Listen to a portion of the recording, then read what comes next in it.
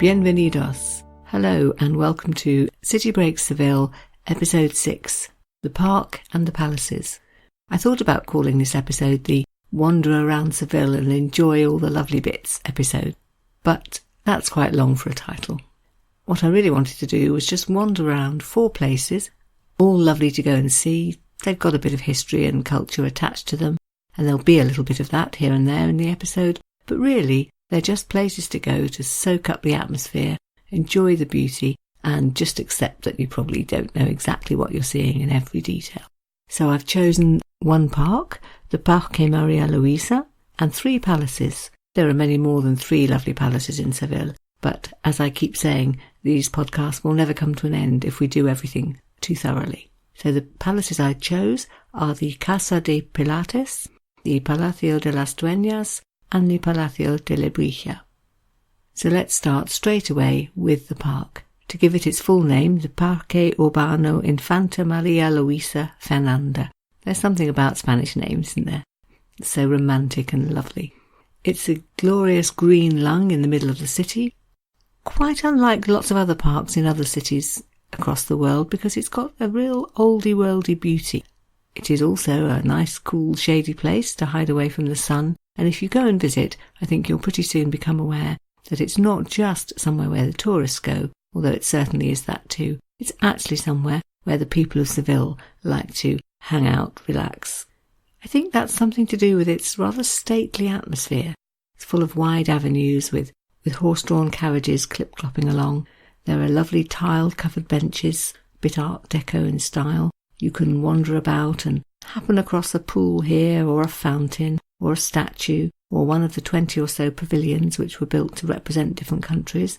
Much of what's actually been built here was put up in the early 20th century with an exhibition in mind.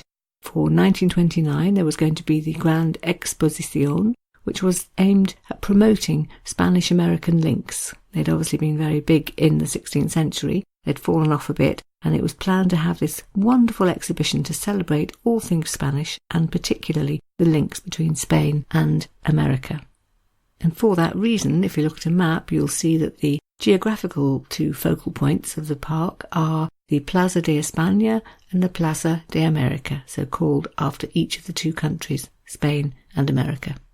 Going back a little in history, the whole thing began really in 1848 when the Duke Juan Antonio de Orleans arrived in Seville, decided he was going to settle there. He brought his wife, Maria Luisa, and they bought a palace, not actually one of the palaces I'm going to feature, a different one called the Palacio de San Telmo, and they bought 2 pieces of land around it to turn into gardens. And work began, and they lived there for a good many years. And then in 1893, the elderly Maria Luisa, by now a widow, gave as a gift to the city of Seville part of the gardens, so from that date onwards they belonged to the city for everyone to enjoy. Early in the 20th century, around about 1910, planning began for what I've seen described as the Ibero-American, so American and Spanish, exhibition. The 2 plazas were created. So let's have a little bit of a look at those first. If I start with the lesser known of the 2, the Plaza de America, the focus of that is a lovely building with blue and white ceramic facade called the Pavillon Real, so the Royal Pavilion, which was built as a memorial to Maria Luisa. It's surrounded by ponds and novelty fountains and statues. It's a lovely, idyllic little spot. And also nearby are 2 other buildings which were put up with the exhibition in mind and which are still there today for all and sundry, everyone, members of the public, to go and visit. And those are the 2 museums, the Museo de Artes y Costumbres Populares, so the Museum of Popular Art and Culture. A good place to go if you're interested in Andalusian culture, actually. Entrance is free. There's a fantastic photo exhibition on the ground floor, large-scale coloured photos of all kinds of Andalusian food and festivals and costumes and all sorts. And downstairs, an exhibition of Andalusian crafts. So little rooms, each one representing different things. You can see forges from the 19th century. You can see bread-making ovens, how pottery was made, leather tanning, agricultural implements, all sorts of things. And also mock-ups of houses from different eras. The building itself is quite something. When it was put up, it was called the Pavillon Mujedar, immediately telling you that there was some level of Islamic influence in its design. It's a brick building, but it's decorated with the most beautifully glazed ceramic tiles. And actually, if ceramics and Seville is your thing, one of the things that's also inside, which I forgot to mention, is a big collection of ceramics from the 14th to the 19th century, and a lot of information about all the different styles and techniques. Okay, so that's one of the two buildings, and the other one is the Museo Archeologico, so the Archaeological Museum. 60,000 items in there, apparently, many of them from the nearby Roman town of Italica, but actually, in fact, spanning prehistory right up to the Middle Ages. Both these rather imposing buildings were designed for the exhibition. They were designed by an architect from Seville who won the competition to get the commission and was called Aníbal González.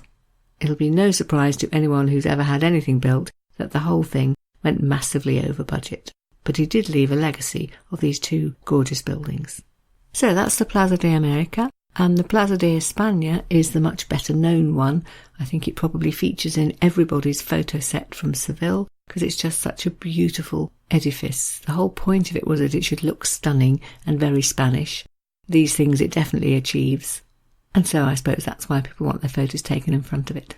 It too was built for the exhibition. 1,000 workers were drafted in round about 1914, and they set to work to create this, how to describe it, semicircular crescent of a building, 600 feet wide, with a lagoon in front of it and 4 little bridges crossing in various directions. They represent the 4 old Spanish kingdoms. The whole thing was designed to be a celebration of Spanish culture.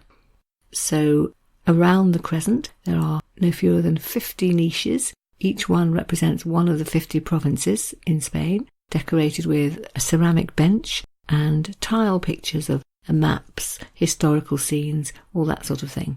It's very jolly and pretty. I saw in one guidebook it was described as exuding joie de vivre, and that does pretty much sum it up. But it's got an air of class about it as well. I think in the cast iron lampposts and the medallions on the walls with portraits of many famous Spaniards.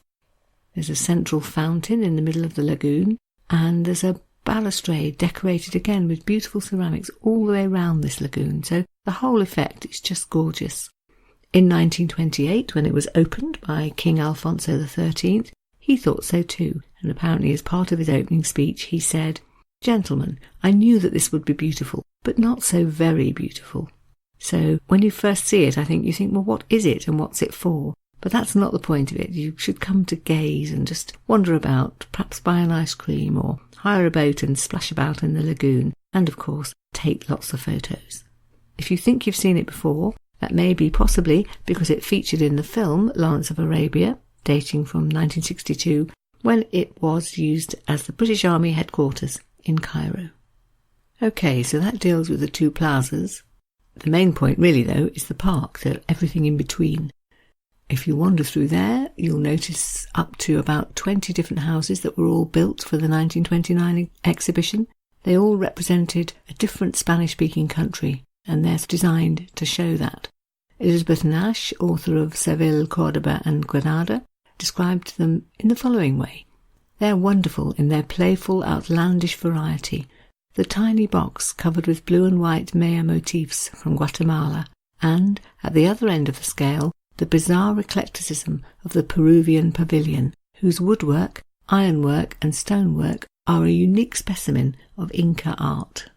One last building I wanted to mention is the also very beautiful theatre, the Teatro Lope de Vega, built again for 1929, designed to be a casino theatre. I don't know if that's a thing in Spain, but it sounds a bit of an odd mix to me. Anyway, it was copied really from similar buildings in Nice and Monte Carlo.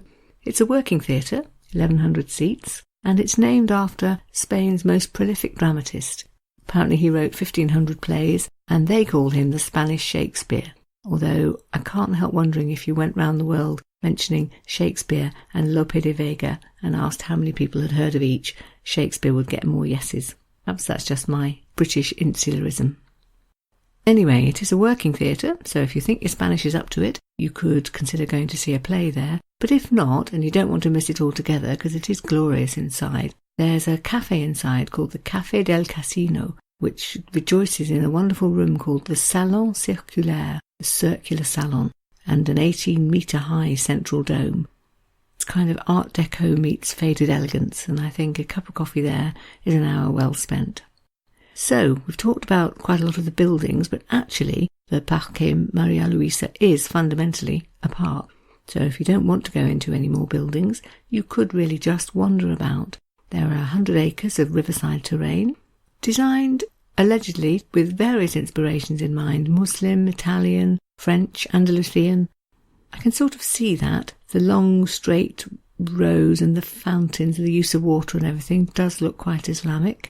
The tiles from Triana give very much an Andalusian flavour. And actually, if you look at the way it's laid out with straight paths and squares of lawn in between, it does remind one a little bit of the Tuileries Garden in Paris. It's a very popular place to go, I think, for a number of reasons. It's peaceful escape from the city, although in fact there's a busy junction just yards from one of the entrances, but as soon as you get inside, somehow you forget that. It's got these lovely shady tree-lined avenues, so you can escape from the sun. That's quite important most summer days in Seville. There's a lot of water, so that's nice on a hot day. Pretty fountains, a lovely little Isleta de los Patos, so ducks and swans and so on. All the benches are decorated with ceramic tiles, and you see ceramics elsewhere as well, in urns and on the fountains, or there'll suddenly be a little ceramic duck or a frog playing by a fountain. The horse-drawn carriages are very charming. When you look at them, they may turn out to be full of tourists snapping away, but they do lend a sort of fin de siècle atmosphere, I feel. And it's also just very obviously a place where civilians themselves take their children, people sit around, rest, relax, play. The atmosphere, I think, was summed up very nicely by the writer Laurie Lee, who went in the early 1950s on the visit that he then wrote about in his book A Rose for Winter. So here he is on what he saw the day he went. Children in large hats and long white pinafores bowled their grave hoops among the rose trees. Black-stockinged girls bent over pools, poking at goldfish with stems of lilies. Opulent mammas, ripe in black satin, drowsed at their ease on the blue-tiled benches. It was a landscape by Renoir or Steele, an end-of-century dream. We clocked our way along, smelling the oranges and roses, and passing the lacy girls, posed as if for old postcards among the flower beds. And a little bit later on in the same piece, he sums up this sort of lazy, languorous atmosphere, just the idea of getting away from the bustle of the city and finding peace and quiet, and writes, quote, "So passed the gentle, slumberous afternoon, rolling down avenues of hornbeam and eucalyptus, through tunnels of fresh green, half dozing to the pony's sighs and the coachman's sonorous snores." I think that sums it up really. If you feel you need a rest and perhaps a doze in the middle of a busy city break, then the Parque Maria Luisa is definitely a place to head for. Turning away from the park then, I've chosen the 3 palaces. I'm going to go through them one at a time and just give little bits and pieces of info about why it is I think they're such lovely places to visit. So the first one is probably the most visited of all the lovely palaces in Seville, and that's the one that's called the Casa de Pilates, which translates as the House of Pilate. Popular, I think, because of its great beauty, because it's a chance to see a blend of architecture. If you go on a guided tour there, they will keep reminding you that you've got Islamic influences, you've got Gothic, there's Renaissance architecture. It's very civilian. And I think actually the curious name, the House of Pilate, that's a bit of an attraction as well. You sort of think, what could that be? So, building began in 1483.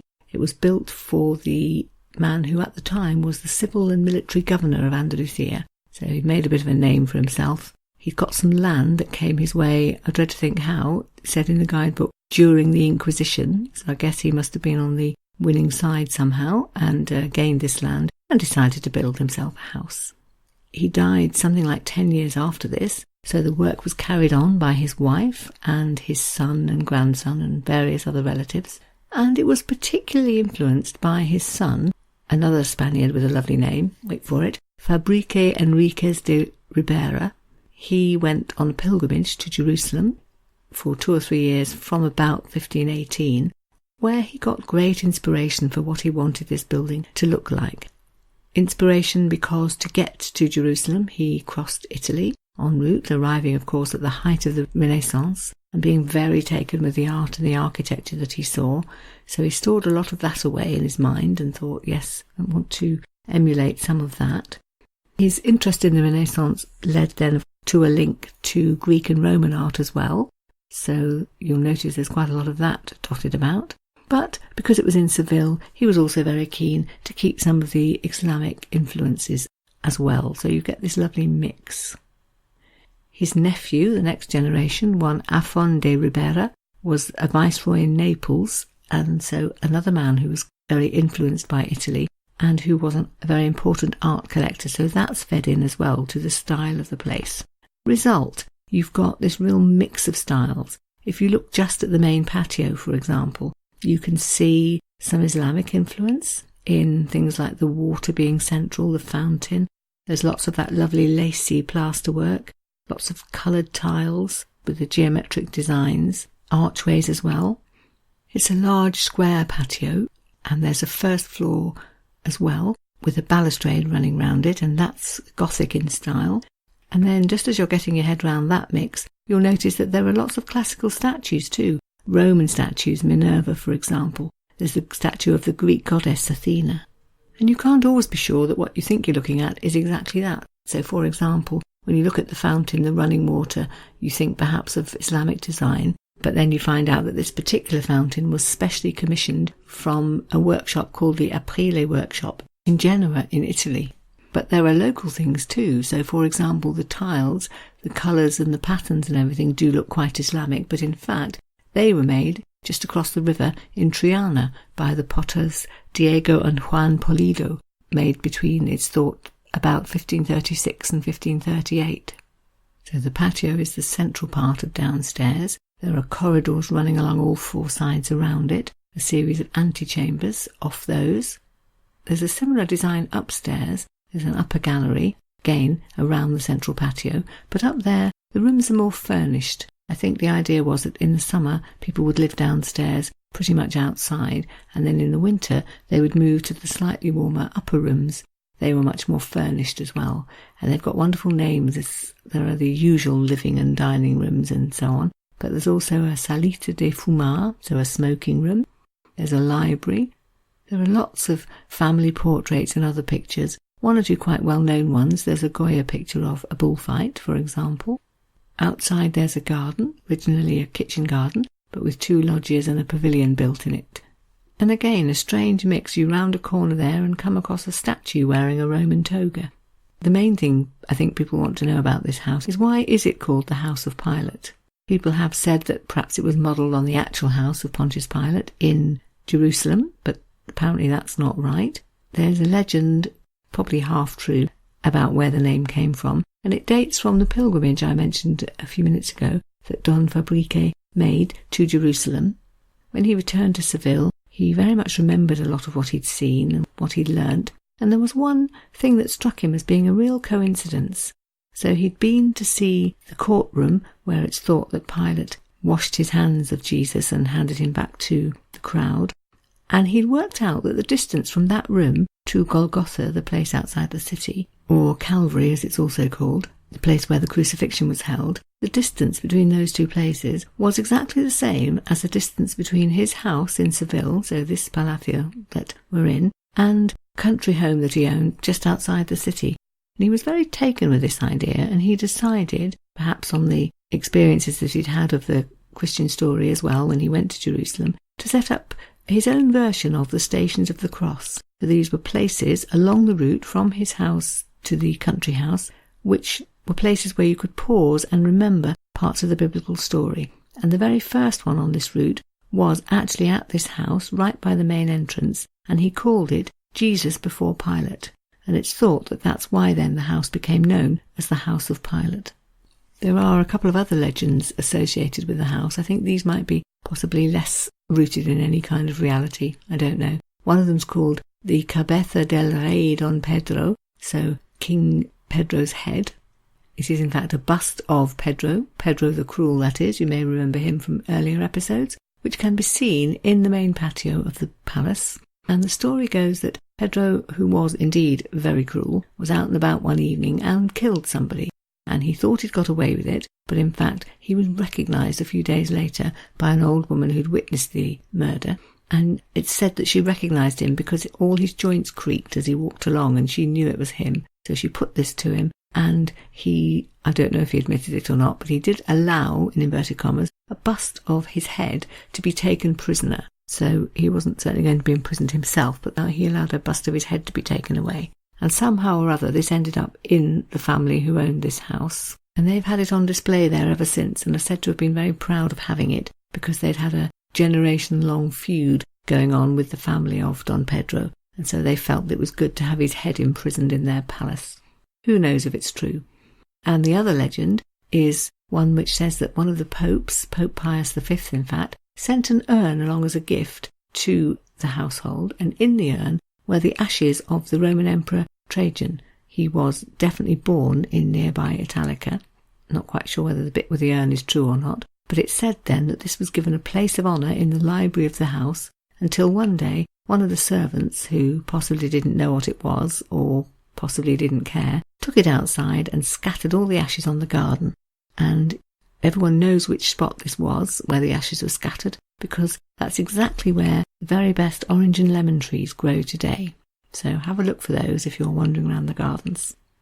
On to the second palace I wanted to mention then, the Palacio de las Dueñas. I have to say I think this was my top favourite of possibly all the buildings I saw in Seville. So Spanish, so beautiful. A lovely massive courtyard with ochre-painted walls behind it, plants and flowers and ceramic tiles and gorgeous archways, and just view after view that's really beautiful. It's a late 15th century house, again, one which boasts of this mix of styles that seems to be so Sevillian. I saw it in a guidebook described as being Gothic, Mudéjar and Renaissance style with Sevillian touches. So there you go, at least 4 cultures all rolled up together. But the end result, as I say, is spectacularly beautiful. It's actually got the feeling of a family home, which it is, but it's particularly romantic for a couple of reasons, apart from just the fact that it's visually stunning. So one reason would be that it was the childhood home of the Andalusian poet Antonio Machado. He grew up here. There's a plaque to him on the wall, the entrance wall into the garden. His dates are 1875 to 1939, and in one of his books of poetry he did actually mention this lovely garden. He wrote the following: "My infancy is the memories of a patio in Seville and a bright garden where the lemon trees grew." He wrote that in a book of poems called the Campos de Castilla. His early poetry was very romantic, often on the theme of memories and dreams. He married very young. I think he was in his early 20s actually, but his wife was only 15, and it was definitely a love match, I think, and she died a few years afterwards of TB. So a lot of his poetry relates to her. I might just quote you a few of his words on a couple of topics. So he was a very fervent supporter of the Spanish Republic in the Civil War. When things began to go wrong for the Republicans, he had to flee Spain. He and his family fled to the south of France in early 1939, and in fact he wasn't there very long. While he was in exile, he died. But at some point, after it was clear how things were going to go in the Civil War, he said the following: "For the strategists, for the politicians, for the historians, all this will be clear. We lost the war, but at a human level, I'm not so sure. Perhaps we won." And then, just to finish and get back to what we're supposed to be doing, talking about the palace, here's the beginning of one of his poems, which is particularly pertinent for people who like travel. That's why I picked it. It's called "Traveller, Your Footprints." And the first few lines read like this: "Traveller, your footprints are the only road, nothing else. Traveller, there is no road. You make your own path as you walk. As you walk, you make your own road, and when you look back, you see the path you will never travel again. Traveller, there is no road, only a ship's wake on the sea." It's rather lovely, isn't it?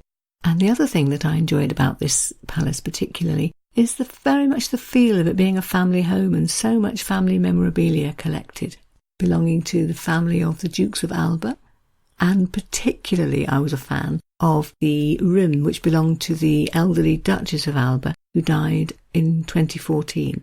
That was a point at which the palace was open to the public. Before that it was just a family home.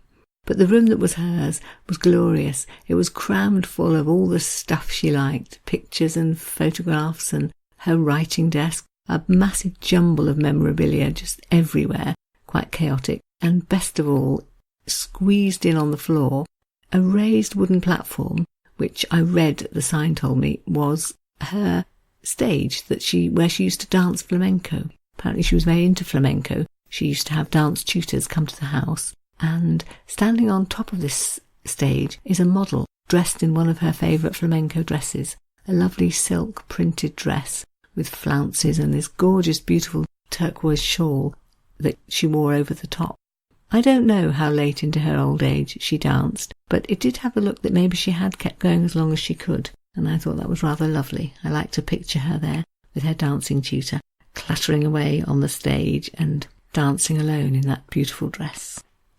Thirdly then, the Palacio de Lebrija, home in fact of another elderly lady who's left her mark in a very big way, the Countess of Lebrija.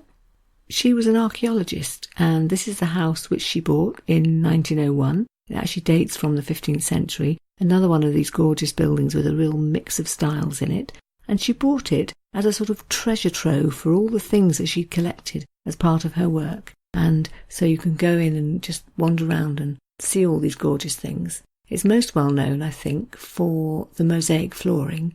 So there are a lot of things in the house that are Roman remains from nearby Italica. And she's got enough of the mosaic flooring to cover most of the ground floor of the house. It dates from the 2nd and 3rd century AD. And alongside that, there's a lot of other Roman bits and pieces, glassware, coins, etc. There's also a very large collection of ceramic tiling. That dates from the 16th century, came to her from an old ruined convent that presumably she was working on in some capacity. A wonderful library. I do love other people's libraries, and this is a glorious one. A lovely cosy room with 4,000 volumes, mainly books on antiquity and archaeology. Again, it just really feels like someone's den with all the things that they loved most in there. One of the things about it is actually in one of Seville's busiest streets, the Calle Cuna, but as soon as you get inside you forget that, because it's just you're surrounded by culture and beautiful artefacts, and it just seems like another world. It's yet another of these lovely palacios where every time you step round a corner some new beautiful vista appears, maybe a series of arches, one receding into the other, set off perhaps with colourful tiling, or there'll be plants or a corner of mosaic flooring with some trees in little pots. There's the courtyard, there's the gallery. It's lovely.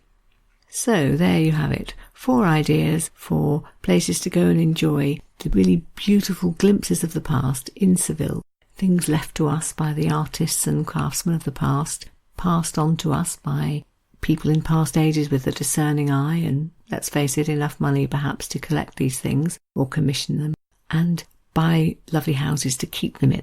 You can really go and spend an afternoon in another world in any of those places. So I hope I've given you some nice ideas for a way to while away a morning or an afternoon if you don't want too much traffic and stress and hassle. So that brings us to the end of the current episode, and just a pointer ahead to next week then, episode 7, going to cross the river to Triana, which is a very particular area of Seville, traditionally a working class district with its own history of factories and trades, and very much a gypsy and flamenco connection. Links too to Columbus and the explorers. We'll talk about all of that in next week's episode, for which I hope very much that you'll be able to join me. And for the moment then, I'm just going to thank you very much indeed for listening. Muchas gracias, and wish you goodbye then, Spanish style. Adios.